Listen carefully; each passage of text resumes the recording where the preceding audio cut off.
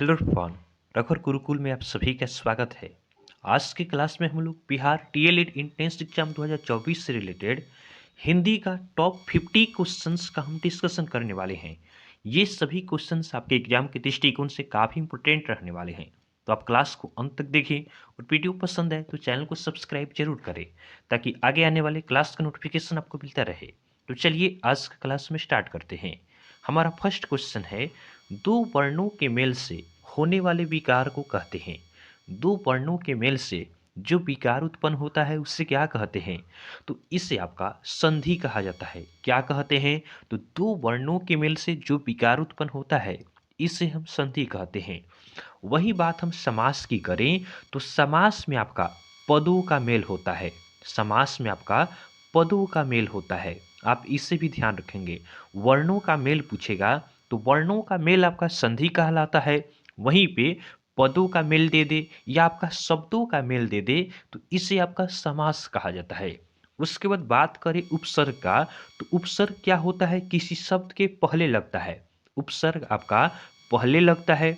और प्रत्यय की बात करें तो प्रत्यय आपका किसी शब्द के बाद में लगकर उसके अर्थ को चेंज कर देता है। तो आप इन सभी पॉइंट्स को ध्यान रखेंगे, कहीं से भी क्वेश्चन आपके एग्जाम में बन सकता है।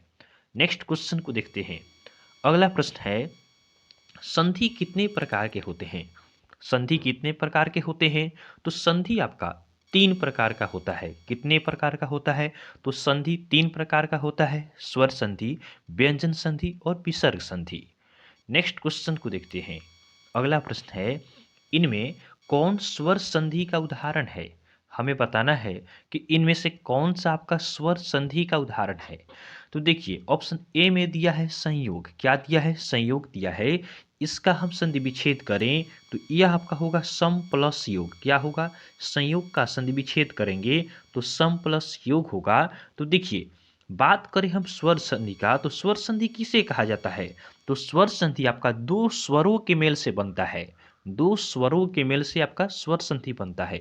देखिए फर्स्ट में सम है, सम का आखिरी हम वर्ण देखें तो आपका म है। म क्या है? व्यंजन है।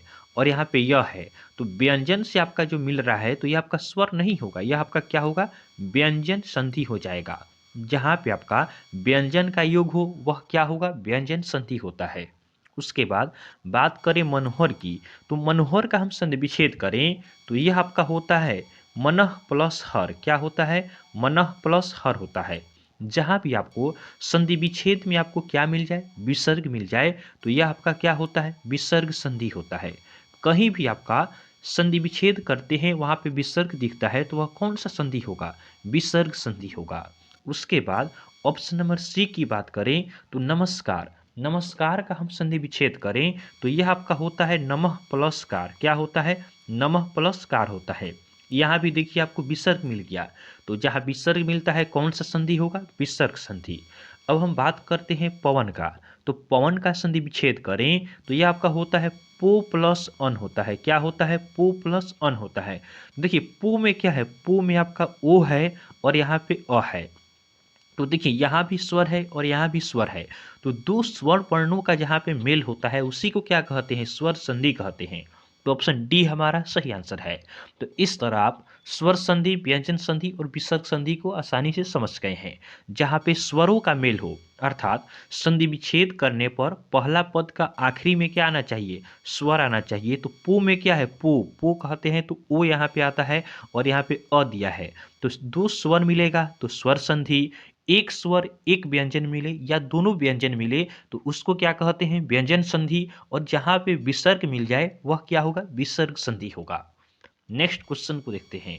अगला प्रश्न हमारा है, सदैव में कौन सा संधि है?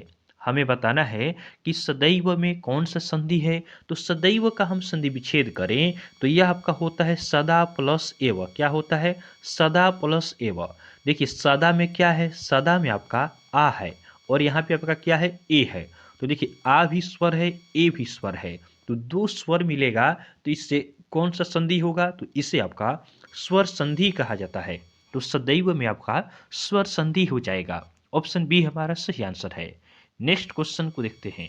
अगला प्रश्न है, निर्विकार में प्रयुक्त संधि का नाम है।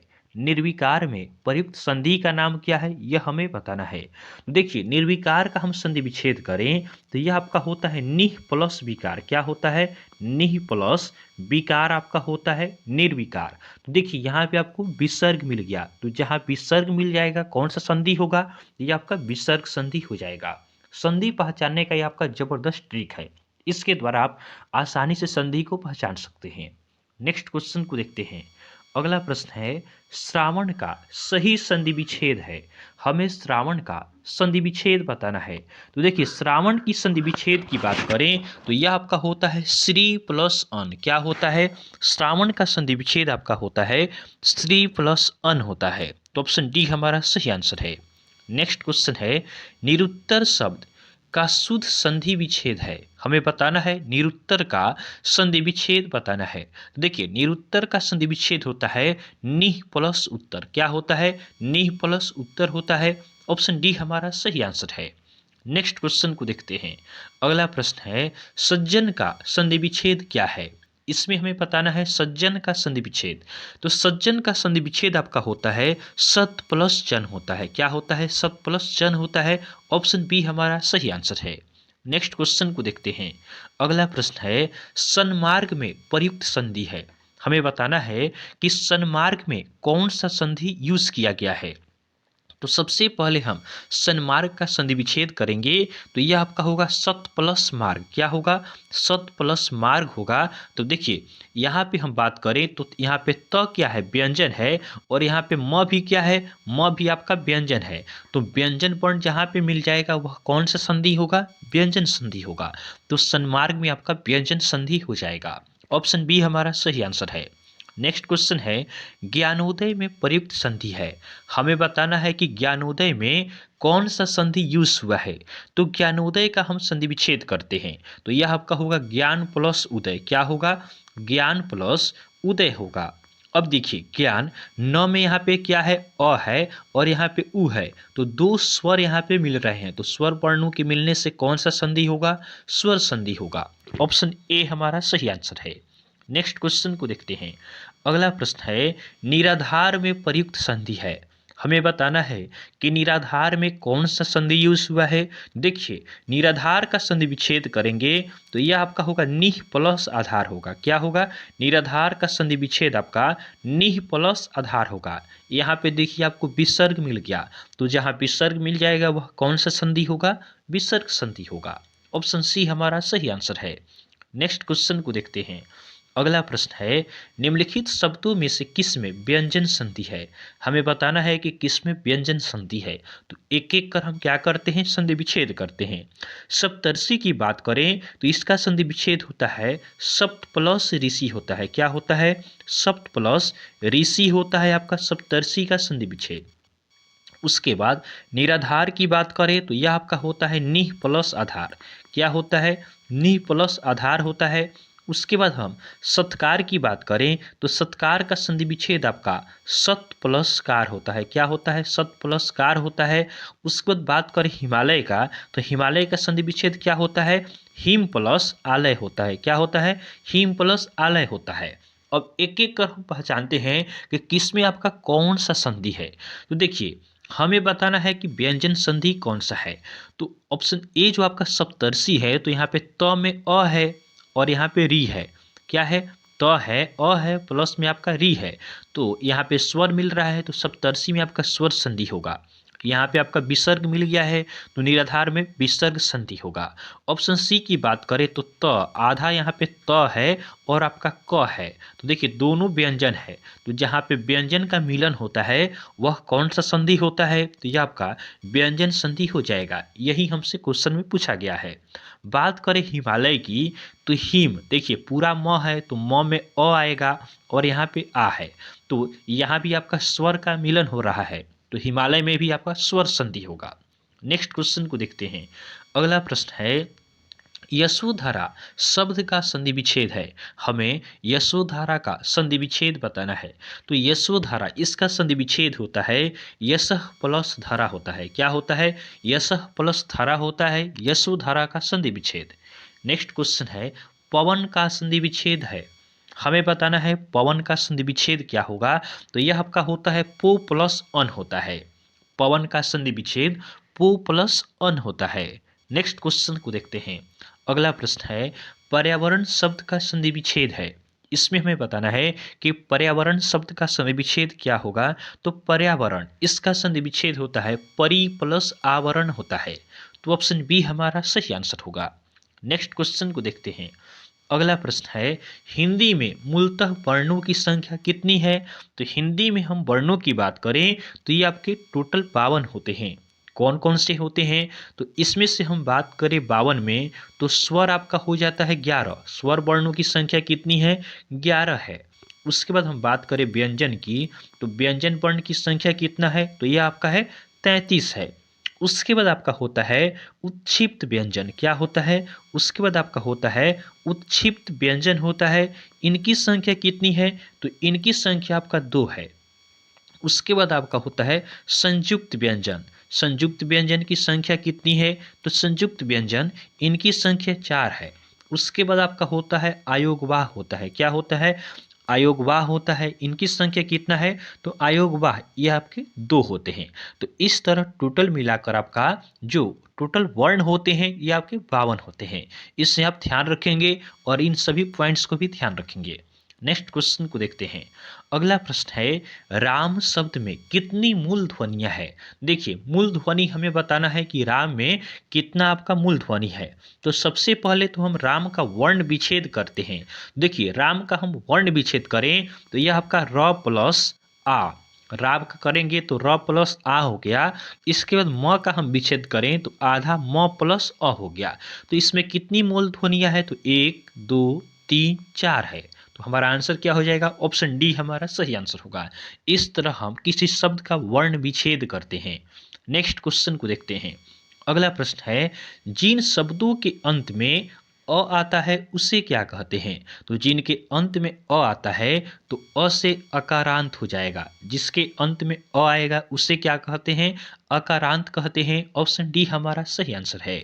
आयोगवाह कितने होते हैं, तो ऊपर हमने देखा है आयोगवाह आपका 2 होते हैं। कौन कौन होते हैं, तो यह आपका इसमें से एक होता है अनुस्वार, क्या होता है, एक आपका होता है अनुस्वार और दूसरा क्या होता है, दूसरा आपका होता है विसर्ग होता है। तो इस प्रकार 2 आपके अयोगवाह होते हैं। अंतस्थ की बात करें तो अंतस्थ व्यंजन की संख्या कितना होता है, 4 होता है। कौन कौन होते हैं, तो यह आपका होता है य र ल और व होता है। ये आपके 4 क्या होते हैं, अंतस्थ व्यंजन होते हैं। नेक्स्ट क्वेश्चन को देखते हैं। अगला प्रश्न है हिंदी वर्णमाला में स्वरों की कुल संख्या कितनी है। इसमें हमें बताना है कि स्वर वर्णों की संख्या कितनी है। तो हम जानते हैं कि स्वर वर्ण कितने होते हैं, 11 होते हैं।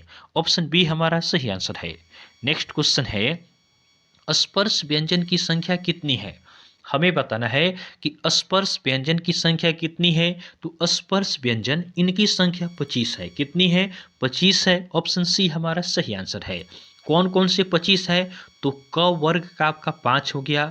इसी तरह आपका च वर्ग में भी क्या होता है, 5 होता है। उसके बाद बात करें तो ट वर्ग का आपका क्या हो गया, 5 वर्ण हो गया।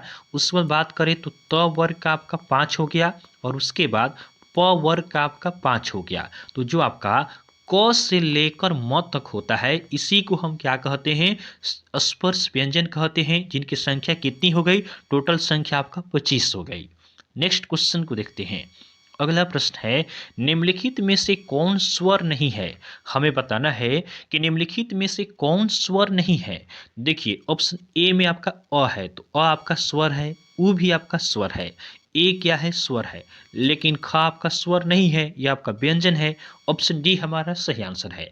स्वर क्या होता है, तो अ आ जो होता है इसी को हम स्वर कहते हैं, जिनकी संख्या आपका 11 होता है। नेक्स्ट क्वेश्चन को देखते हैं। अगला प्रश्न है निम्नलिखित में से कौन ट वर्ग नहीं है। तो ट वर्ग में कौन कौन से आते हैं, तो ट वर्ग में हम जानते हैं कि ट ठ ड ढ अड़ आता है। इसमें आपका घ नहीं आता है। घ किस वर्ग में आएगा, तो घ आएगा आपका क वर्ग में। तो हमसे पूछा था कौन सा आपका ट वर्ग में नहीं है, तो ट वर्ग में आपका घ नहीं आता है। घ आपका आएगा क वर्ग में। नेक्स्ट क्वेश्चन को देखते हैं। अगला प्रश्न है हिंदी वर्णमाला में व्यंजनों की संख्या कितनी है। तो हम जानते हैं कि जो व्यंजन वर्ण होते हैं इनकी संख्या आपका 33 होता है। कितना होता है? 33 होता है। हमारा आंसर क्या हो जाएगा? ऑप्शन सी हमारा सही आंसर है। नेक्स्ट क्वेश्चन है निम्नलिखित में से कौन एक संयुक्त व्यंजन नहीं है। इसमें हमें बताना है कि कौन सा संयुक्त व्यंजन नहीं है। तो सबसे पहले तो हम देखते हैं संयुक्त व्यंजन होते कितने हैं। तो संयुक्त व्यंजन आपके 4 होते हैं। कौन कौन होते हैं? तो ये आपके होते हैं 6 होते हैं। उसके बाद आपका त्र होता है, उसके बाद आपका ज्ञ होता है और आपका स्र होते हैं। तो देखिए हम बात करें इनको संयुक्त व्यंजन क्यों कहा जाता है। तो ये आपके एक से अधिक व्यंजन के मिलने से बनते हैं। ये आपके स्वतंत्र नहीं बने होते हैं, यह आपका एक से अधिक व्यंजन के मेल से बनते हैं। जैसे छ की बात करें तो छ जो है यह आपका क प्लस स के मिलने से आपका छ बनता है। उसके बाद हम बात त्र की करें तो त्र आपका त प्लस र के मेल से बनता है। ज्ञ जो है यह आपका ज और आपका य के आपका मेल से बनता है। स्र की बात करें तो यह आपका स प्लस र के मेल से आपका बनता है स्र। तो इस तरह 4 आपके ये संयुक्त व्यंजन होते हैं। तो हमें बताना है इनमें से कौन सा नहीं है। तो छ त्र ज्ञ ये आपके संयुक्त व्यंजन है, स इसमें नहीं है। तो ऑप्शन बी हमारा सही आंसर होगा। नेक्स्ट क्वेश्चन को देखते हैं। अगला प्रश्न है उष्म व्यंजन की संख्या कितनी है। जो आपके उष्म व्यंजन है इनकी संख्या कितनी है। तो उष्म व्यंजन ये आपके 4 होते हैं। ऑप्शन डी हमारा सही आंसर है। कौन कौन होते हैं? तो यह आपका होता है तलावे स होता है, मुधंत स होता है, दंत स होता है और ह होता है। इस प्रकार ये 4 आपके उष्म व्यंजन होते हैं। नेक्स्ट क्वेश्चन को देखते हैं। अगला प्रश्न है तालव्य व्यंजन है। हमें बताना है कि तालु द्वारा हम किन किन व्यंजनों का उच्चारण करते हैं। देखिए तालु द्वारा हम बात करें तो इसके द्वारा हम उच्चारण करते हैं किसका? च वर्ग का। किसका उच्चारण करते हैं? च वर्ग का उच्चारण करते हैं। इसके साथ साथ छोटी ई हो गई, बड़ी ई हो गई, उसके बाद आपका य हो गया और तलावे स हो गया। इन सबों का उच्चारण हम तालु द्वारा करते हैं। देखिए ऑप्शन ए में च वर्ग दिया है तो इसका उच्चारण किसके द्वारा हम करेंगे? तालु द्वारा। तो ऑप्शन ए हमारा सही आंसर होगा। बाकी हम अन्य वर्णों को भी देखते हैं। तो देखिए बात करें हम दंत से किन किन वर्णों का उच्चारण करते हैं। तो दंत से हम बात करें तो इसके द्वारा हम उच्चारण करते हैं त वर्ग का। किसका उच्चारण करते हैं? त वर्ग का। इसी के साथ साथ हम बात करें तो जो आपका ल हो गया और आपका दंत स हो गया, इन सब का उच्चारण हम दंत द्वारा करते हैं। उसके बाद बात करें कि मूर्धा द्वारा हम किन किन वर्णों के उच्चारण करते हैं। तो मूर्धा द्वारा हम ट वर्ग का उच्चारण करते हैं, ट वर्ग का उच्चारण करते हैं। इसके साथ साथ हम उच्चारण करते हैं र का उच्चारण करते हैं, मुधंत स का करते हैं और आपका री का करते हैं। इन सब का उच्चारण हम मूर्धा द्वारा करते हैं। अब बात करें हम कि ओष्ठ द्वारा किन किन वर्णों का उच्चारण होता है। तो ओष्ठ द्वारा हम प वर्ग का उच्चारण करते हैं। उसके बाद छोटी ऊ और आपका बड़ी ऊ इनका उच्चारण हम ओष्ठ द्वारा करते हैं। अब बात करें कि कंठ द्वारा हम किन किन वर्णों का उच्चारण करते हैं। तो कंठ द्वारा हम क वर्ग का उच्चारण करते हैं, उसके बाद अ का उच्चारण करते हैं, आ का उच्चारण करते हैं और आपका ह का उच्चारण करते हैं। तो इन सभी को आप ध्यान रखेंगे कि किन वर्ण का उच्चारण स्थान कौन सा होता है। यहाँ से 1 से 2 क्वेश्चन देखने को जरूर मिलेंगे। नेक्स्ट क्वेश्चन को हम देखते हैं। अगला प्रश्न है य र ल व किस वर्ग के व्यंजन है। तो बात करें हम य र ल व तो ये आपके अंतस्थ व्यंजन होते हैं। क्या होते हैं? अंतस्थ व्यंजन होते हैं। ऑप्शन सी हमारा सही आंसर है। अंतस्थ व्यंजन की संख्या भी आपका कितना होता है? 4 होता है। य र ल व। नेक्स्ट क्वेश्चन को देखते हैं। अगला प्रश्न है निम्न में से कौन सा दीर्घ स्वर है। हमें बताना है कि निम्न में से कौन सा दीर्घ स्वर है। तो देखिए दीर्घ स्वर किसे कहते हैं। तो दीर्घ स्वर उसे कहा जाता है जिनके उच्चारण में आपका अधिक समय लगता है। जो दीर्घ स्वर होते हैं इनके उच्चारण में आपका अधिक समय लगता है। तो दीर्घ स्वर कौन कौन होते हैं। तो ये आपके होते हैं आ हो गया, उसके बाद बड़ी ई हो गई, बड़ी ऊ हो गई, उसके बाद ए हो गया, ऐ हो गया, उसके बाद ओ हो गया, औ हो गया। ये आपके क्या होते हैं? ये आपके दीर्घ स्वर होते हैं। तो देखिए इसमें आपका कौन दिया है। तो इसमें आपका ओ दिया है। तो हमारा दीर्घ स्वर क्या हो जाएगा? ऑप्शन सी हमारा सही आंसर होगा। नेक्स्ट क्वेश्चन को देखते हैं। अगला प्रश्न है शुद्ध वर्तनी चयन करना है। हमें सृष्टि का शुद्ध वर्तनी बताना है कि क्या होगा, तो यह आपका होगा सृष्टि, ऐसे सही लिखाता है। ऑप्शन सी हमारा सही आंसर है। नेक्स्ट क्वेश्चन है शुद्ध वर्तनी बताना है छ का, तो छ को कैसे लिखा जाता है, तो छ को ऐसे आपका सही रूप में लिखा जाता है। तो ऑप्शन ए हमारा सही आंसर है। नेक्स्ट क्वेश्चन है निशाचर में कौन सा समास है। निशाचर में कौन सा समास है, तो देखिए निशाचर अर्थात जो रात में क्या करता है, भ्रमण करता है, उसको हम क्या बोलते हैं, राक्षस बोलते हैं। तो बात किया हमने निशाचर का, हमें नया शब्द मिला कि जो रात में भ्रमण करता है उसको निशाचर करते हैं। अर्थात रात में भ्रमण कौन करता है, तो राक्षस करता है। तो हमने बात किया निशाचर का, शब्द मिल गया नया राक्षस। तो वह शब्द जो खुद का अर्थ छोड़कर विशेष अर्थ को बताता है, इससे हम बहुव्रीहि समास कहते हैं। तो ऑप्शन सी हमारा सही आंसर होगा। बहुव्रीहि समास का और हम एग्जाम्पल लें तो आपका नीलकंठ हो गया। अब देखिए यहाँ पे हमने लिखा नीलकंठ, लेकिन एक नया शब्द आ जाएगा कि जिनका कंठ नीला है। तो किनका कंठ नीला है, तो भगवान शिव का कंठ क्या है, नीला है। तो हमने लिखा नीलकंठ, लेकिन नया शब्द हमें मिल गया शिव। तो नीलकंठ में कौन सा समास होगा, इसमें आपका बहुव्रीहि समास होगा। उसी तरह हम बात करें लंबोदर, अर्थात लंबा उदर है जिसका, तो किसका है लंबा उदर, तो गणेश भगवान का है। तो यहाँ भी हमें एक नया शब्द मिला, तो इसमें भी कौन सा समास होगा, इसमें भी आपका बहुव्रीहि समास होगा। नेक्स्ट क्वेश्चन को देखते हैं। अगला प्रश्न है चौराहा में कौन सा समास है। देखिए चौराहा, बात यहाँ किसका है, चौराहा का। तो चौराहा का मतलब क्या होता है, चार राह। चौराहा का मतलब क्या होता है, चार राह होता है। देखिए जहाँ भी आपको प्रथम जो पद होगा अंक वाला मिलेगा, जहाँ भी आपका शब्द का शुरुआत अंक से होता है, तो उसमें कौन सा समास होगा, इसमें आपका द्विगु समास होता है। तो ऑप्शन डी हमारा सही आंसर होगा। जैसे चौराहा हो गया, पंचवटी हो गया, इन सब में आपका क्या समास होता है, इसमें आपका द्विगु समास होता है। नेक्स्ट क्वेश्चन को देखते हैं। अगला प्रश्न है दसमुख में कौन सा समास है। तो 10 है मुख जिसका, अर्थात रावण। तो देखिए हमने बात किया दसमुख का, हमें नया शब्द क्या मिल गया, रावण मिल गया। तो इसमें कौन सा समास होगा, बहुव्रीहि समास होगा। ऑप्शन बी हमारा सही आंसर है। नेक्स्ट क्वेश्चन को देखते हैं। अगला प्रश्न है भाई बहन में कौन सा समास है। देखिए बात करें हम भाई बहन का, तो इसमें आपका समास कौन सा होगा, तो भाई बहन, इसमें आपका द्वंद्व समास होता है। कौन सा समास होता है, द्वंद्व समास होता है। ऑप्शन ए हमारा सही आंसर होगा। अब देखिए हम बात करते हैं कि द्वंद्व समास किसे कहते हैं, तो द्वंद्व समास में आपके दोनों पद प्रधान होते हैं। द्वंद्व समास में दोनों पद क्या होते हैं, प्रधान होते हैं। जैसे भाई बहन हो गया, माता पिता हो गया, राधा कृष्ण हो गया, ये सभी आपके द्वंद्व समास के एग्जाम्पल हैं। नेक्स्ट क्वेश्चन को देखते हैं। अगला प्रश्न है नव युवक में निम्न में से कौन सा समास है। देखिए हमें बताना है कि नव युवक में कौन सा समास है। तो देखिए नव युवक का हम विग्रह करें तो क्या होगा, इसका विग्रह होगा नव है जो युवक। नव है जो युवक, उसी को क्या कहते हैं, नव युवक कहते हैं। तो देखिए यहाँ पे मिला है जो मिला, या इसके अलावा आपके मिल सकता है के समान।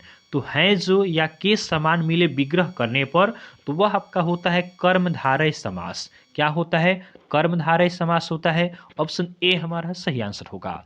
बात करें कर्मधारय समास की, तो यह आपका विशेषता भी बताता है। क्या बताता है, विशेषता बताने का काम करता है। तो जो शब्द विशेषता बताएगा वह आपका कर्मधारय हो जाएगा, या जहाँ पे है जो मिलेगा या के समान मिलेगा तो उसको हम कर्मधारय समास कहते हैं।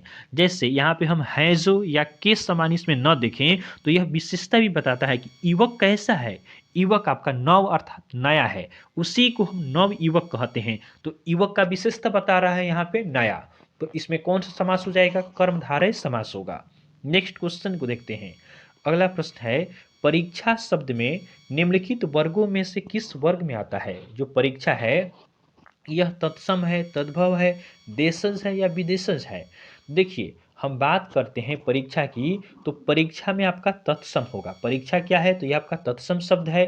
तत्सम किसे कहते हैं, तो जो आपका संस्कृत का शब्द होता है इसको क्या कहते हैं, तत्सम कहते हैं। तद्भव किसे कहा जाता है, तो जो आपका हिंदी का शब्द होता है उसको तद्भव कहते हैं। देशज किसे कहते हैं? तो देशज कहा जाता है जो बोलचाल की जो शब्दें होती है उसको देशज कहते हैं। और विदेशज किसे कहते हैं? तो जो विदेशों से ली गई भाषा है उसको क्या कहते हैं? विदेशज कहते हैं। नेक्स्ट क्वेश्चन को देखते हैं।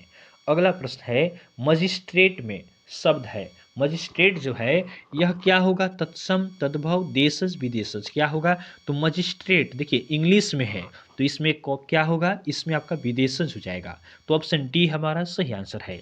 जैसे यहाँ पे आपका टीचर रहे तो क्या हो जाएगा? यह भी आपका विदेशज शब्द है। नेक्स्ट क्वेश्चन को देखते हैं। अगला प्रश्न है निम्नलिखित में कौन सा शब्द देशज है? इस पे हमें बताना है कि कौन सा शब्द देशज है।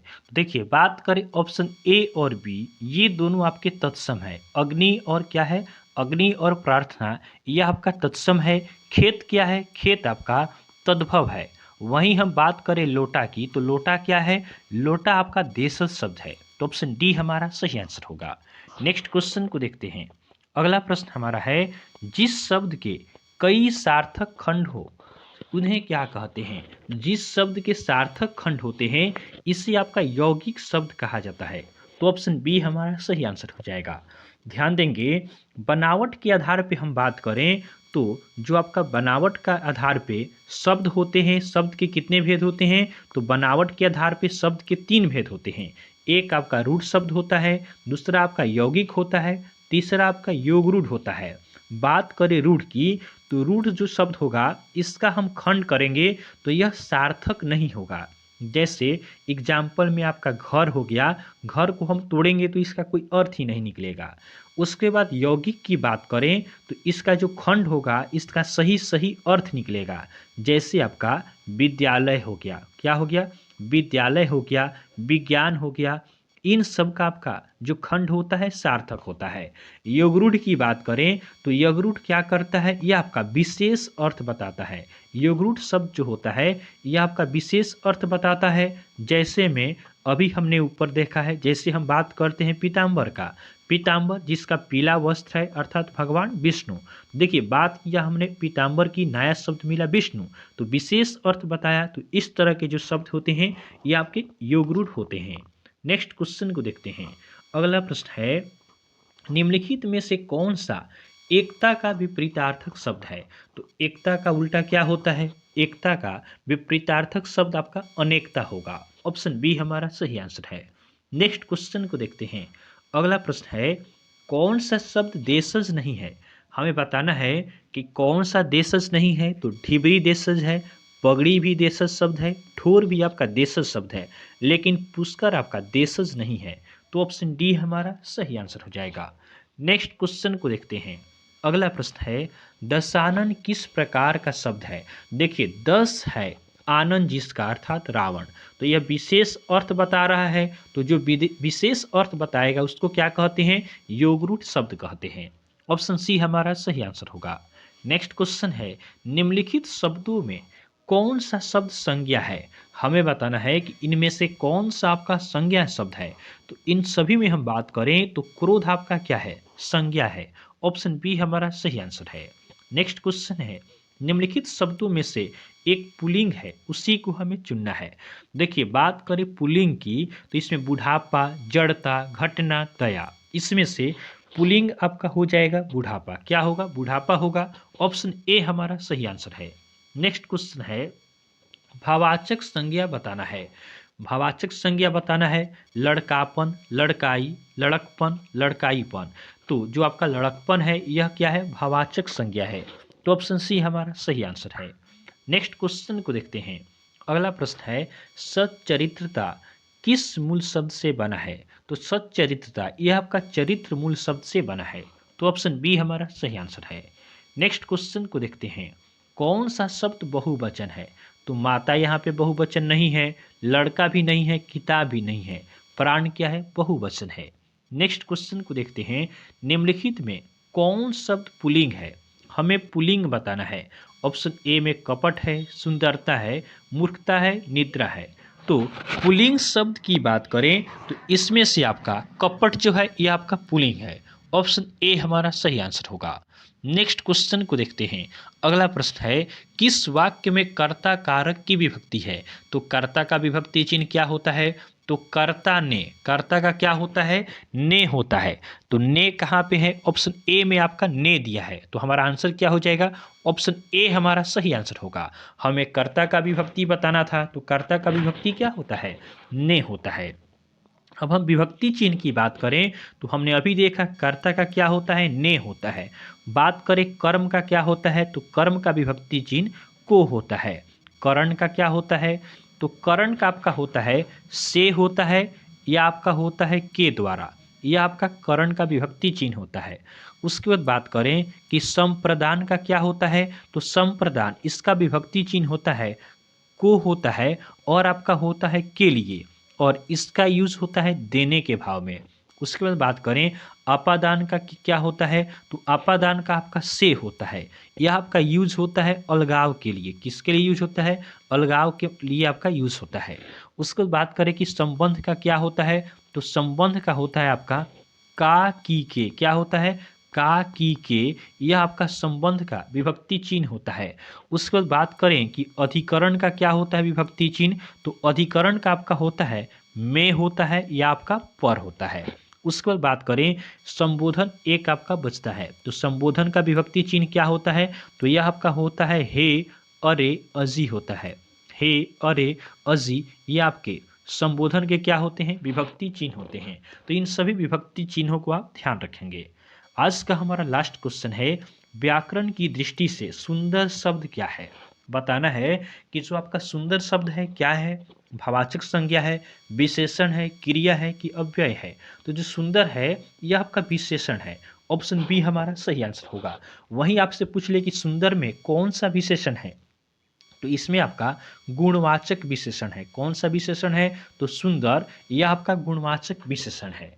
तो इस तरह के आज के क्लास में हमने हिंदी का आपका टॉप 50 क्वेश्चंस का डिस्कशन किया है। तो आपको क्लास पसंद आया हो तो आप वीडियो को लाइक करें और चैनल को सब्सक्राइब जरूर करें। तो चलिए आज के लिए हम इतना ही रखते हैं, फिर नेक्स्ट क्लास में आपसे मिलेंगे। तब तक के लिए धन्यवाद।